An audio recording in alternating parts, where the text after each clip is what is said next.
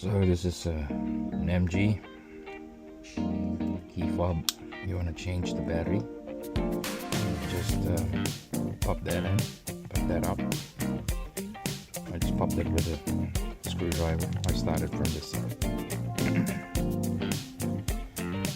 Pop that up, and your battery is CR2032. So got it. So it's good. Just take it off and replace it. Thanks for watching.